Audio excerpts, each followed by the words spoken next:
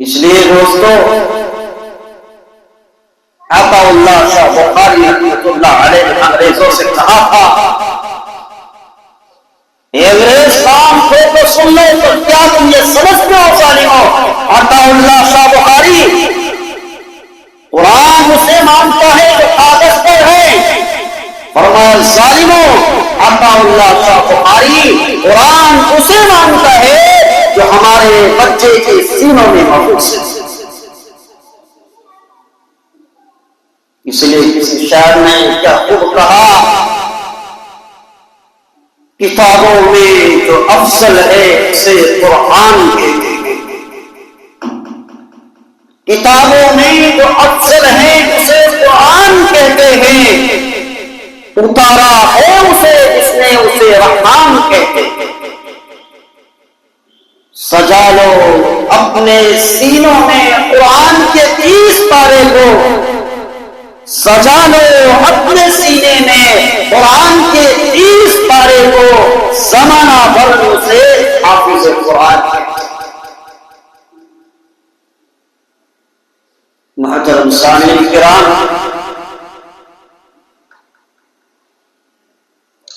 1857 عیسوی میں 1857 میں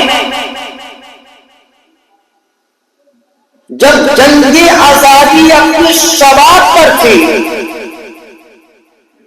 جب جنگ آزادی اپنے شباب پر تھی اور انگریز دلی میں قبضہ کرنا ان کو مشکل ہو رہا تھا، وکٹوریا حکومت نے انگریز سے رپورٹ مانگا، اس کمانڈر سے، اس جماعت سے، اس لشکر سے، کیا بات ہے،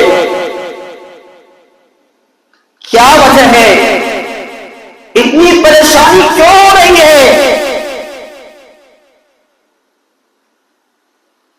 انگریز کمانڈر، ان کی فوج، ان کی جنرل نے جو جواب لکھا تھا، کیا لکھا تھا؟ اللہ اکبر کبیرہ، اے وکٹوریا حکومت، کام کھول کے سن لو، اس ملک میں 2 چیزیں ایسی ہے، یہ جب تک قائم رہے گی ہم اپنے مشن میں کامیاب نہیں ہو سکتے۔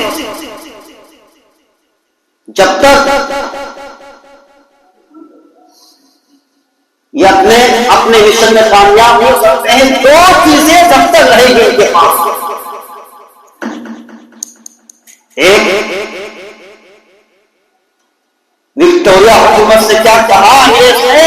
ایک اللہ کا قرآن، ایک اللہ کا قرآن، اور دوسری چیز قرآن پر عمل کرنے والا مسلمان علماء کرام۔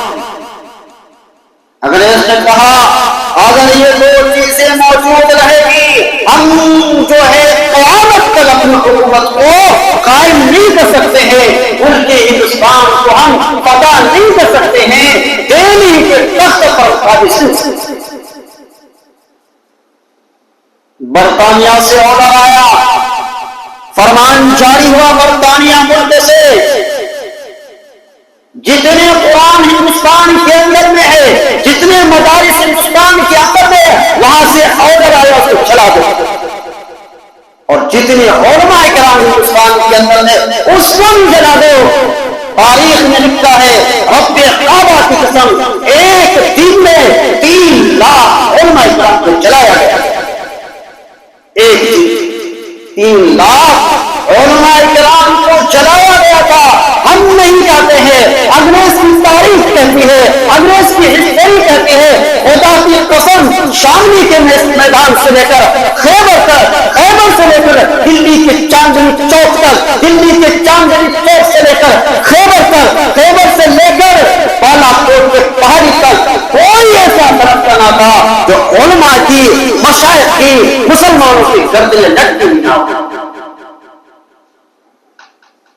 علماء نے اپنی جانوں کا نذرانہ پیش کر کر کبھی ہندوستان کو دلی کی جامع مسجد عطا کیا، علماء نے اپنی جانوں کا نذرانہ پیش کر کر کبھی ہندوستان کو قطب مینار کی بلندی عطا کی، علماء نے اپنی جانوں کا نذرانہ پیش کر کر محبت ہندوستان کو محبت کا گفٹ تاج محل عطا کیا، علماء نے اپنی جانوں کا نذرانہ پیش کر کر کبھی ہندوستان کو لال قلعہ عطا کیا، علماء نے اپنی جانوں کا نذرانہ پیش کر کر ہندوستان کو سونے کا چڑیا عطا کیا، جنہوں نے اپنے جانوں کا نذرانہ پیش کر کر ہندوستان کو سونے کا چڑیا عطا کیا گیا، وہ ملک کا ہندوستان کا غدار ہو گیا، اور جنہوں نے لال قلعہ کو بھی اس سے وفادار ہو۔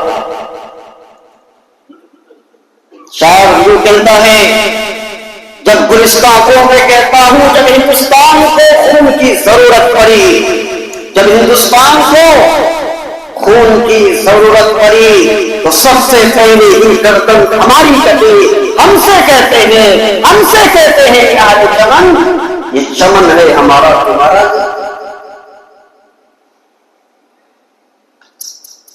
تو پلاننگ کی گئی، علماء کو ختم کر دیا جائے، علماء کو چلا دیا جائے، اور قرآن مجید کو جو ہے ان کو چلا دیا جائے۔ یہ مشن تیار کیا گیا، پورے ہندوستان سے قرآن مقدس کو جمع کیا گیا، اکٹھا کیا گیا، چنا کیا گیا، اس لیے کہ انگریز کہتا ہے ہم قرآن کو چلا دیں گے تو قرآن کو ماننے والا بھی موجود نہیں ہوگا، علماء کو ختم کر دیں گے، اپنی حکومت کو جو ہے یہاں پر جو ہے ہندوستان کو فتح کر دیں گے، اپنا مشن کامیاب۔ تو قرآن کو پورے ہندوستان سے جمع کیا گیا،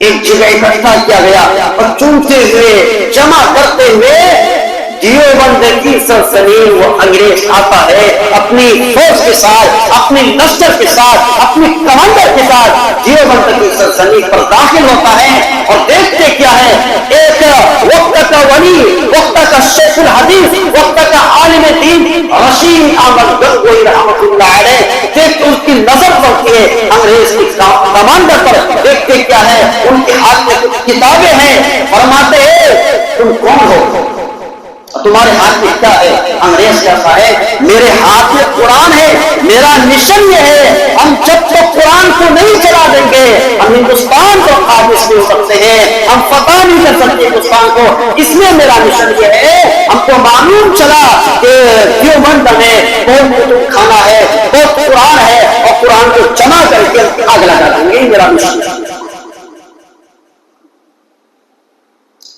مولانا رشید احمد گنگوئی رحمۃ اللہ علیہ نے فرمایا ٹھیک ہے بیٹھو، انتظار کرو، انگریز بیٹھا ہوا ہے، ان کی فوج موجود ہے، ان کی لشکر موجود ہے۔ مولانا رشید احمد گنگوئی رحمۃ اللہ علیہ ایک 6 سال کا بچہ مدرسہ میں تعلیم حاصل کرنے والا، ان کو بلایا جاتے ہیں 6 سال کا بچہ۔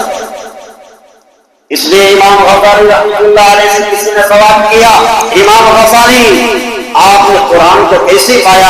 امام غزالی رحمۃ اللہ علیہ نے جواب دیا، لوگوں قرآن اتنا آسان ہے، قرآن اتنا آسان ہے، 6 سال 7 سال 8 سال کا بچہ اپنے سینوں میں اسے محفوظ کر لیتا ہے، اور اتنا مشکل ہے صدیوں سال سے لے کر 1450 سال سے لے کر علماء پھر لگے گے، وہ علماء اس سمندر میں ڈوبے لگا رہے تھے، لیکن یہ کو نہیں مانا۔ انگریز نے کہا میرا مشن یہ ہے ہم قرآن کو چلا دیں گے۔ مولانا رشید احمد گنگوئی رحمۃ اللہ علیہ نے ایک 6 سال بچے کو بلایا کہ بیٹا آؤ اس کم سرخ کو، اس عقل کے اندھے کو، اس عقل کے گورے کو ذرا میرے نانا کا قرآن پڑھ کر سنا دو، ذرا میرے نانا کا قرآن پڑھ کر سنا دو۔ خدا کی قسم 6 سال کا بچہ اپنے ہاتھ کو باندھ دیتا ہے اور اللہ کا قرآن پڑھنا شروع کر دیتا ہے، الحمدللہ رب العالمین۔ وہ بچہ پڑھتا ہی جا رہا ہے اور رکنے کا نام نہیں لے رہا ہے۔ جب مولانا رشید احمد گنگوئی رحمۃ اللہ علیہ نظر اٹھا کر دیکھتے ہیں انگریز کی طرف، خدا کی قسم انگریز کی آنکھ میں آنسو ہے اور آنسو کا قطرہ جاری ہے۔ مولانا رشید احمد گنگوئی رحمۃ اللہ علیہ نے فرمایا اے انگریز کتاب تو میری ہے، یہ قرآن تو میری ہے، یہ اللہ کا قرآن ہے، تم روتے کیوں ہو، کیا بات ہے؟ انگریز کیسا ہے؟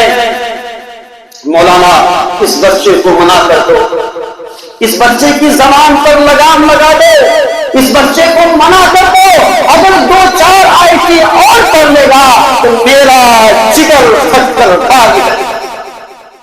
یہ اللہ کی قرآن جیتی جاتی اور عیسیٰ ہے۔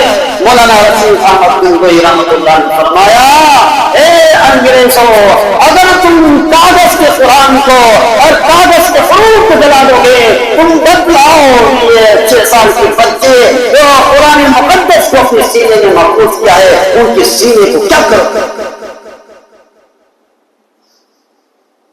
مسلمانوں نہ گھبراؤ، خدا کی شان باقی ہے۔ مسلمانوں نہ گھبراؤ، خدا کی شان باقی ہے۔ ابھی اسلام زندہ ہے، یہ قرآن باقی ہے۔ محترم بزرگوں، دوستوں، 1993 عیسوی میں مصر کا صدر، تاریخ میں لکھا ہے، مورخین نے لکھا ہے 1993 میں مصر کا صدر جمال عبد الناصر اور رشیا کا صدر خروچی وگنیش 1993 وہ تو سرکاری دورے پر گئے، اور روس کا صدر نے جمال عبد الناصر سے کہا بھائی تم مصر سے آئے ہو اور میرے لیے کوئی گفٹ اور کوئی ہدیہ اور کوئی تحفہ لے کر نہیں آئے؟ تو جمال عبد الناصر نے کہا کہ میں تو اس بار بھول گیا ہوں اور دوبارہ میں آؤں گا تو آپ کے لیے ہدیہ اور تحفہ اور جو ہے گفٹ لے کر آؤں گا۔ وہاں سے اس سفر سے جو ہے مصر آ گئے، جب دوسرے سال جانے لگے تو جمال عبد الناصر نے قاری عبد الباسط کا نام اور سنا۔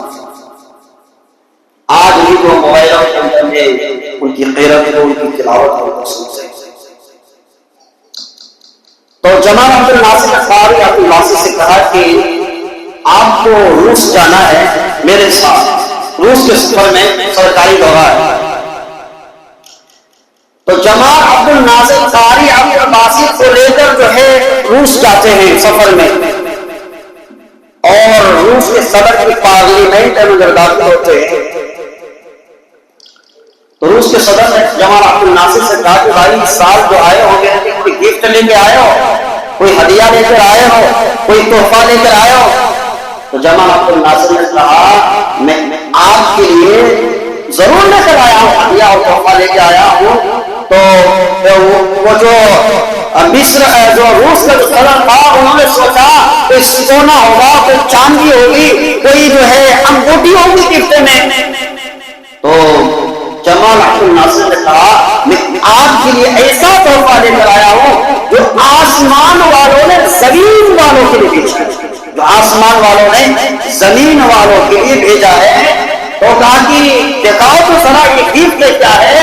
تو پورے پارلیمنٹ میں مشرک ہے اور کافر بیٹھا ہوا ہے، اور جمال عبد الناصر نے قاری عبد الباسط سے کہا جرائم احمد ہو، اللہ کا قرآن پڑھ کر سنا دو۔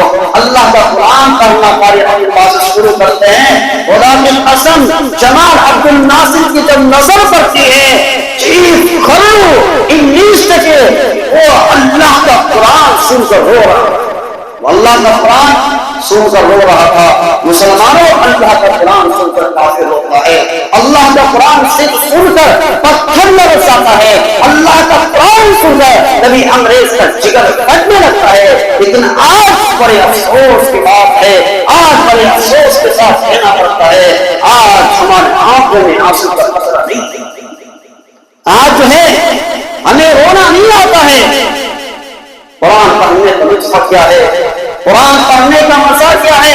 حضرت ابو بکر صدیق رضی اللہ تعالیٰ عنہ صحابی رسول ہے، جب وہ قرآن پڑھتے تھے کفار کھڑے ہو کر اعتراض کرتا تھا، ہم ابو بکر صدیق کو اللہ کا قرآن کی تلاوت نہیں کرنے لگے۔ ابو بکر صدیق جب اللہ کا قرآن پڑھتا ہے میری بیوی پر اثر ہوتا ہے، میری بچوں پر اثر ہوتا ہے۔ کفار کا بیان ہے ابو بکر صدیق اللہ کا قرآن پڑھتا ہے تو پہاڑ کی لرز جائے۔ لیکن آج مسلمانوں کھا لیے ہیں، دل سے ایمان کی چاہت کو جدا رکھتا ہے، صرف نام کو اپنے کو مسلمان بنا رکھتا ہے، اور غیروں نے پا لیا قرآن سے منزل کا پتہ، اور ہم نے قرآن کو تاقوں میں سجا رکھا ہے۔ اللہ تبارک و تعالی ہم سب کو حفاظ کرام سے محبت اور قرآن سے محبت اور قرآن مقدس پر عمل کرنے کی توفیق عطا فرمائے۔ جو حضرات سنت سے فارغ ہیں